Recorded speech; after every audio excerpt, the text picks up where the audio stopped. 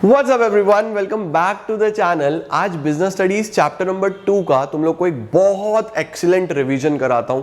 5 forms of business organisations और उनसे जो एमसीक्यूज बन सकते हैं, छोटे छोटे क्वेश्चंस बन सकते हैं, वो हम डिस्कस करने की कोशिश करते हैं। तो जल्दी से अपनी एनसीईआरटी बुक या जो भी बुक फॉलो करते हो वो ले आओ। बहुत सारी इंपॉर्टेंट चीज़ें बताऊंगा जिससे तुम्हें हेल्प मिलेगी और तुम लोग चैप्टर नंबर 2 बहुत अच्छे से प्रिपेयर कर पाओगे। डिटेल्ड वीडियोस के लिंक मैं डिस्क्रिप्शन में डाल रहा हूं, बट रिवीजन के लिए ये वीडियोस बेस्ट हैं और एमसीक्यूज के लिए भी बेस्ट हैं। तो आओ जल्दी से शुरू करते हैं।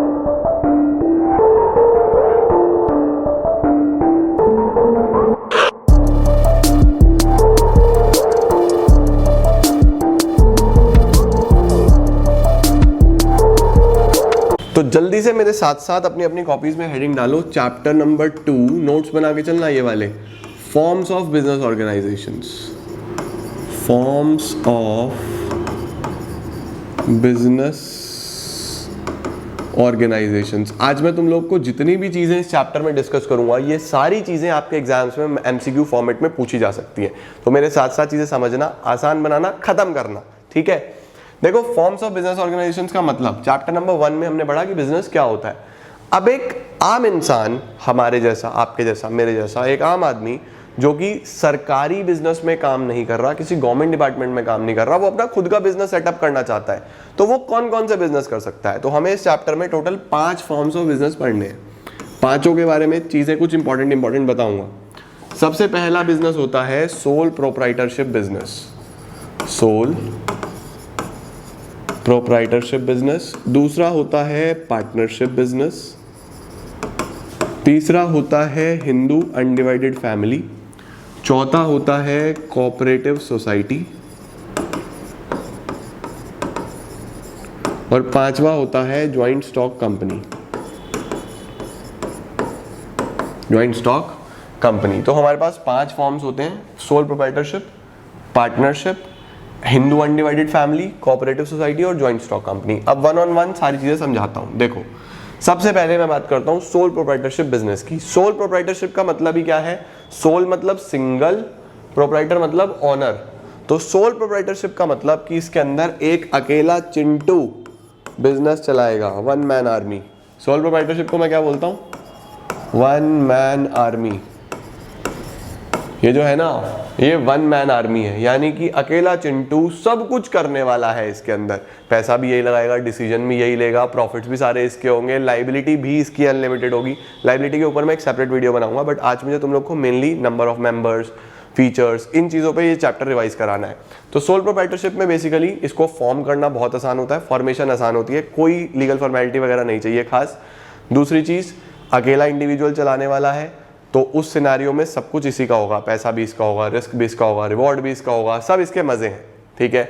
उसके बाद क्या होता है सर? उसके बाद इसको ऐसा लगने लगता है यार इसमें पैसा कम है, यहाँ पे रिसोर्सेज की कमी है, बहुत लिमिटेड रिसोर्सेज है। तो ये क्या करता है? चिंटू अपने फ्रेंड को बुलाता है, चिंटी को। चिंटू बुलाता है चिंटी को। चिंटू ने बोला कि अरे चिंटी आओ, हम दोनों मिलके बिजनेस करते हैं। तो अब इन दोनों ने अपने अपने हाथ मिलाए और एक एग्रीमेंट बना लिया, और इन्होंने बोला कि हम लोग करेंगे अब पार्टनरशिप बिजनेस। तो पार्टनरशिप बिजनेस क्या होता है? जब एक से बढ़ के, यानी कि 2 या 2 से ज्यादा लोग ज्वाइंटली मिलके आएंगे और बिजनेस करना शुरू करेंगे, ऐसे बिजनेस को हम पार्टनरशिप बिजनेस बोलते हैं। इसमें सर सबसे पहला इंपॉर्टेंट क्वेश्चन, कम से कम कितने मेंबर होंगे? 2, और ज्यादा से ज्यादा कितने पार्टनर्स हो सकते हैं? 50। तो याद रखना, मिनिमम 2 पार्टनर्स, मैक्सिमम 50 पार्टनर्स। ये आपके पास एग्जाम में पूछा जा सकता है। पार्टनरशिप में सारी चीजें, अब देखो, पार्टनरशिप करेंगे तो प्रॉफिट्स और लॉसेस कैसे बांटेंगे, कौन ज्यादा काम करेगा, कम काम करेगा, बिजनेस कहां पे होगा, उसके लिए कोई ना कोई एग्रीमेंट तो चाहिए इनके बीच में। भले ये कितने ही अच्छे दोस्त क्यों ना हो, बट लड़ाई तो हो सकती है, सबके बीच में लड़ाई हो जाती है। तो डिस्प्यूट ना हो, डिस्प्यूट को सुलझाने के लिए ये एक डॉक्यूमेंट बनाते हैं जिसको बोलते हैं पार्टनरशिप डीड। पार्टनरशिप डीड एक वो एग्रीमेंट है जिसमें पार्टनरशिप के बारे में सब कुछ लिखा होता है। सब कुछ लिखा होता है कि पार्टनर्स कैसे डिस्प्यूट सेटल करेंगे, प्रॉफिट कैसे बांटेंगे, लायबिलिटी किसकी क्या होगी, वो सब लिखा होता है, ठीक है। तो पार्टनरशिप डीड बनानी जरूरी है। अब जो टर्म्स एंड कंडीशंस है, या तो आप अपने हिसाब से लिख दो, अपने हिसाब से नहीं लिखोगे तो फिर किसकी सुनी जाएगी? याद रखो, very important, Indian partnership act. Indian partnership act 1932। Indian partnership act 1932, ठीक है। अब पार्टनरशिप में दो टॉपिक सबसे इंपॉर्टेंट है जो एग्जाम में पक्का आएंगे, ऑल्दो वो मैं अगले वीडियो में कवर करूंगा, बट ध्यान से समझ के चल लेना, रिवाइज भी कर लेना। एक तो टाइप्स ऑफ पार्टनर्स, ये एग्जाम में ज़रूर आएगा आपके पास, इससे क्वेश्चन बनेगा ही बनेगा। और एक टाइप्स ऑफ पार्टनरशिप्स, मतलब मैं चैप्टर 2 के रिवीजन पे ना 4-5 वीडियोस बनाऊंगा, बट आज का एक ओवरव्यू वीडियो है। तो टाइप्स ऑफ पार्टनर्स और टाइप्स ऑफ पार्टनरशिप पे मैं सेपरेट वीडियो लेके चलूंगा, बट याद रखो इसमें ये भी इंपॉर्टेंट टॉपिक्स हैं, ठीक है। अब चलते हैं सर कि 2 या 2 से ज़्यादा वाला बिजनेस हो गया पार्टनरशिप। सर HUF क्या होता है? HUF होता है Hindu undivided family business. Hindu undivided family business का मतलब क्या हो गया? देखो, हिंदू अनडिवाइडेड फैमिली बिजनेस में क्या होता है कि जॉइंट फैमिली मिलके बिजनेस कर रही है, मतलब एक परिवार है, वो पूरा का पूरा परिवार उसी बिजनेस में लगा हुआ है। जैसे इंडिया एक एग्रीकल्चर बेस्ड कंट्री था शुरू से, तो इंडिया में क्या होता था, एक प्रॉपर्टी होती थी बस, इनके पास एक लैंड होती थी जिसको हम एंसेस्ट्रल प्रॉपर्टी बोलते हैं। एंसेस्ट्रल प्रॉपर्टी मतलब मेरी पूर्वजों की, मेरी पुश्तैनी जायदाद, एंसेस्ट्रल प्रॉपर्टी होती है। और इस एंसेस्ट्रल प्रॉपर्टी पे पूरा बिजनेस कर रहा होता है पूरा परिवार, सभी लोग, जॉइंट फैमिली होती थी, सभी लोग इसमें लगे होते हैं। एंसेस्ट्रल प्रॉपर्टी में सारे लोग बिजनेस कर रहे होते हैं, मिनिमम 2 मेंबर्स चाहिए होते हैं, कम से कम 2 मेंबर्स चाहिए होते हैं, और सारे डिसीजन एडल्ट मेंबर लेता है, जो सबसे एडल्ट होगा वो लेगा। तो जो मोस्ट एडल्ट मेंबर है वो हेड होगा। मोस्ट एडल्ट मेंबर को हेड ऑफ द बिजनेस बनाना है, और उसको किस नाम से जाना जाता है? हेड ऑफ द बिजनेस को जाना जाता है कर्ता के नाम से। किस नाम से जाना जाएगा? कर्ता के नाम से। अब इसमें जितनी भी चीजें चल रही हैं वो कौन से एक्ट के अकॉर्डिंग चल रही है? Hindu succession act 1956, partnership act 1932, Hindu succession act 1956 act पूछे जा सकते हैं, ठीक है। तो 2 मेंबर होंगे, एक एंसेस्ट्रल प्रॉपर्टी होगी यानी पुश्तैनी जायदाद होगी, उस पर मिलकर बिजनेस कर रहे होंगे। फॉर्मेशन बड़ा आसान है, ऐसी कोई दिक्कत नहीं है इसके अंदर, आसानी से बिजनेस चलता है, ओके। इसके बाद अब मैं बात करता हूँ कोऑपरेटिव सोसाइटी की। नाम में ही है कोऑपरेटिव। कोऑपरेटिव सोसाइटी का मतलब क्या है कि कुछ लोग, सम पीपल, मिलके आएंगे और एक ऑर्गेनाइजेशन बनाएंगे। मैंने बात करी कि 10 चिंटू है, चिंटू नंबर 1, 2, 3, 4, 5, 6, 7, 8, 9, 10, ये 10 चिंटू हैं और ये इनकी कॉलोनी है। अब ये लोग क्या करते थे, ये लोग अलग अलग फूड लेके आते थे, सपोज वीट लेके आते थे, तो इन्हें सबको, ये 10 के 10 चिंटू को भूख लगी, इसको भी लगी, इसको भी लगी, इसको भी लगी, इन्हें सबको भूख लगी, तो ये सब जाके अलग अलग वीट लेके आते थे। कितना 2 kg पर चिंटू, हर चिंटू कितना वीट लाता था? 2 किलो। तो रिटेलर से लेके आता होगा, अब रिटेलर तो 2 किलो के हिसाब से महंगा भी देगा चीजें। तो इन्होंने एक दिन बैठ के, इनमें से एक चिंटू होशियार था, ये वाला, इसने सबको बुलाया, इन्होंने कहा आ जाओ चिंटू जरा मेरी बात सुनो सारे के सारे, हम लोग अलग अलग आटा लेके आते हैं, आटा तो सबको खाना है, तो हम एक काम क्यों ना करें, हम सभी का आटा जोड़ के एक ही बारी में 20 kg बल्क में ले आएंगे। जब ये बल्क में लेके आएंगे, बल्क में डीलिंग करेंगे, तो ये डायरेक्टली होलसेलर से या मैन्युफैक्चरर से ले सकते हैं, यानी अभी ना रिटेलर से लेने की जरूरत नहीं है। सबसे पहले प्रोडक्शन कौन करता है? प्रोडक्शन करता है मैन्युफैक्चरर, मैन्युफैक्चरर के बाद वो होलसेलर के पास जाता है, फिर वो रिटेलर के पास जाता है, फिर वो कस्टमर के पास आता है। तो इसका भी प्रॉफिट, इसका भी प्रॉफिट, इसका भी प्रॉफिट, कस्टमर को तीनों पे करने पड़ते हैं, ये भी और ये भी। तो अगर वो बल्क में ले तो रिटेलर तो एक एक पीस देता है, इससे लेने की जरूरत नहीं है, इससे भी लेने की जरूरत नहीं है, डायरेक्टली वो यहां से ले सकते हैं या फिर यहां से ले सकते हैं। अगर वो डायरेक्टली मैन्युफैक्चरर से ले ले तो बीच में ये 2 लोग खत्म हो गए, होलसेलर की भी जरूरत नहीं, रिटेलर की भी जरूरत नहीं। तो प्रॉफिट कितना बच जाएगा? जब भी हम ज्यादा सामान लेते हैं सस्ता मिलता है या नहीं मिलता है? यही मोटिव होता है सोसाइटी का। सोसाइटी में क्या करते हैं, सोसाइटी में मिलके जॉइंटली अपने कॉमन बेनिफिट के लिए लोग बिजनेस करते हैं, ठीक है। सोसाइटी में कम से कम कितने लोग चाहिए? कम से कम 10 एडल्ट मेंबर्स चाहिए होते हैं, 10 एडल्ट मेंबर्स। कौन सा एक्ट चलता है सोसाइटी में? सोसाइटी में चलता है इंडियन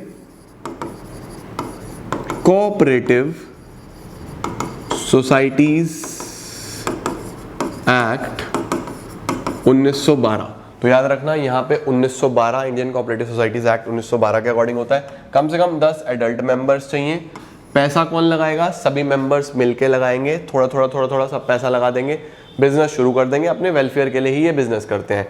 कितने मेंबर चाहिए? 10 एडल्ट, मैक्सिमम की कोई भी लिमिट नहीं है, मैक्सिमम अनलिमिटेड।